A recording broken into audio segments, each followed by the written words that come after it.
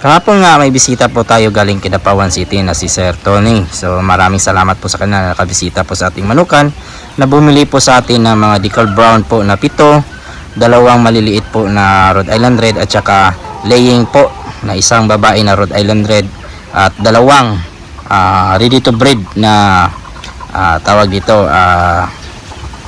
decal brown. So bali lahat 12 po yung nakuha po sa atin.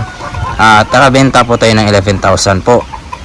Maliban po sa ating benta, nagbigay din po tayo ng Intenso Plus po para yung mga manok po na kinuha nila sa atin pagdating po sa kanilang area o sa kanilang lugar ay mapainom nila po ng electrolytes. So yan po, napakabilis po nakita po sa ating decal brown na kung saan ay isa talaga sa hinahanap po sa atin ng mga manok na mabilis mabenta ay yung ating decal brown. So ngayon wala na pa tayong decal brown at maghahanap na naman po tayo ng mga RTL po na itatambak po dito, lalo na po na dumating na po yung talagang bermas na po talaga. Madami na rin po tayong customer po na kumukontak po sa atin na bibili sa atin ng sisiw at mga malalaki. So yan po ang ating paghahandaan po sa mga darating po na linggo. Maghanap pa po tayo kumbaga magtatambak po tayo ng itlog para ipa-incubate po natin. At ito nga katambayan ay yung sinabi ko po sa inyo last time na inaiputan po nila yung ating mga incubator dyan sa loob, yung ating kulungan ng sisiw. So ngayon nilagyan po natin ng harang, yung sinabi ko po nilagyan po natin ng ating net po at bumili po tayo ng trapal. Nasa 5 meters po ito lahat. So yan, hinati po natin para dito tayo dadaan. At nilagyan na po natin ng net para hindi po madaanan ng mga manok. So nasanay kasi sila dyan na natutulog. So mahirap na po na babalik po sila makalusot. So dito sa gilid, ganoon din po, close. So tamang tama po talaga. Meron tayong sisiw dito sa loob. Isa din po kasi na naglagay po tayo ng trapal. Kasi may sisiw tayo na darating. Ilalagay po natin dyan sa loob. Malamig yung panahon ngayon, maulan. O yan, taliksik na naman. Na naman po, baka lumakas naman yung ulan ngayon. So dito tayo pa dadaan, kumbaga harang po ito. Kulang na lang po ito ng linis. Yung ating incubator nga madumi na po kasi naiputan po nila.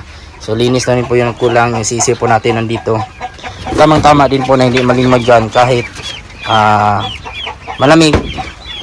Covered naman po yung ating kulungan. So hindi po basta-basta kasi napakarumi po talaga. So pasensya na po.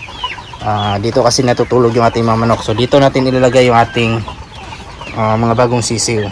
At ang pag-store po ng mga itlog ay dapat room temp lang po tayo. So hanggang 1 week po yung ating tagal sa ating pagkolekta para i-load po sa incubator. Yan po yung ating mga collection. Ayan. So tama-tama dito kahit 100 sisiw pwede natin paglagyan. So kahit pa paano naging okay na po. So linis lang po yung kulang talaga dito. So ngayon lang po natin to na lagyan po ng harang. Ayan. Dito po tayo dadaan. So, sigurado po na hindi po tayo pasukan ng manok dito. Lang po. So nasa 325 yung gastos po natin. 5 meters. Sinakto na po natin. Yan, umpisa na po umulan. So yung ating manok po dito, dito pa rin. Hindi pa rin po natin yung pinarabas kasi may kunti pa pong sipon. So yung ating naman, incubator sa kabila, isa sa pinaka worst po na pwede nating pagdaanan sa ating incubator ay yung mambasagan po tayo. So ang importante mabaho, may nabasag kasi na itlog, bugok. I-check po natin palagi kasi pag hindi natin i-check, kumbaga kahit isang araw buksan po natin para ma-check natin kung may sumabog. Napakabaho po ng itlog ito at pwedeng mapiktuhan yung ating mga ibang itlog na good. Ayan, kinuha na po natin yung basag. Napakabaho talaga, grabe.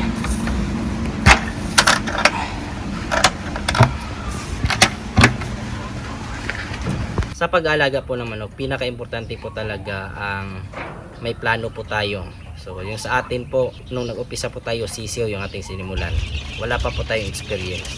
Sa mga kaibigan po natin dyan na walang experience po sa pag-aalaga ng manok, pinakamagandang simulan o pamaraan para matuto sa pag-aalaga ng pagmamanok ay yung sisiw po. Kasi sa sisiw, dyan po natin malalaman kung magpapalaki po tayo, yung life cycle po nila, yung magiging experience po natin sa pag-aalaga ng sisiw. Kahit wala pa po tayong experience, yung mga panahon na yan ng pag-aalaga ng sisiw ay ma-apply po natin yan once na lumaki na yung ating sisiw, magka-itlog na po sila at yung itlog ating papipisain.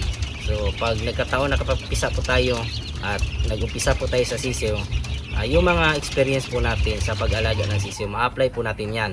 So sa mga baguhan, tamang-tama ang sisiw ang pag-umpisahan. Kung baguhan ka naman po, kung gusto mong kumita agad o kung gusto mong bumili agad ng mga malalaki, siguraduhin din po natin na may market po tayo, may plano po tayo sa ipoproduce natin ng mga itlog o sisiw. Yung sa atin dito, sa ating manukan, dalawang klase yung manok ang ating pinoproduce, native at saka heritage. So nag-apply na din po tayo ng native kasi ano na po, Burmans. So nabitahan nga tayo ng ating mga kaibigan dito, may bumili po sa atin ng mga native. Stable yung income, stable yung kita, kahit hindi masyadong kalikihan kumpara po sa heritage na talagang malaki po. Sa isang manok lang po, gaya po ng inahin, 1,000 per head. Yung sa ating tandang, 1,2 to 1,3 or 1,5 minsan pa kung quality.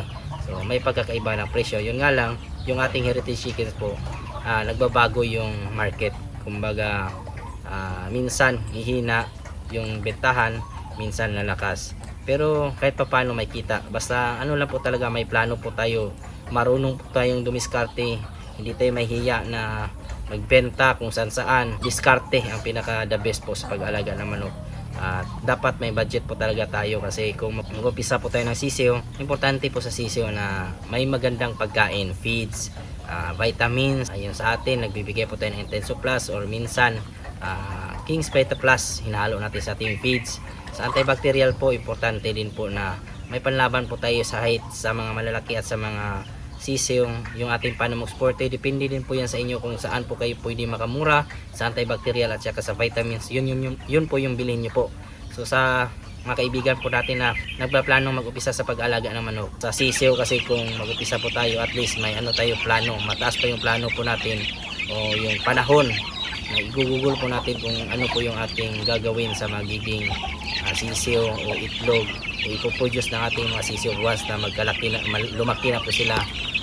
Yan po yung maganda, may tayo, oras pa po tayo maghanap ng market kung saan tayo mag-display o mag-dispose ng ating mga alaga. Yan lang po ngayong araw mga katambayan, at sa mga nanonood po pala na ating mga previous videos, mga bago po natin subscribers and viewers, welcome po sa aking channel. At kung kayo lang po ay napadaan ngayon, sana po ay consider nyo po na subscribe yung ating YouTube channel at i-like din po yung ating Facebook page Manok Tambayan. Nag-upload na din po tayo doon, malaking tulong po yan. Kung may mga katanungan naman po kayo, ilagay nyo lang po sa comment section at ating sasagutin. At huwag kalimutan i-click yung notification bell para sa mga susunod na videos.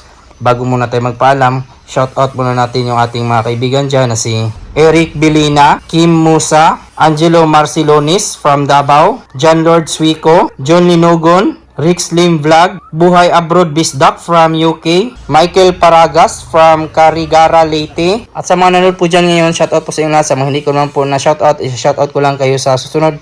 Maraming salamat, God bless at ingat po kayo palagi. Bye bye.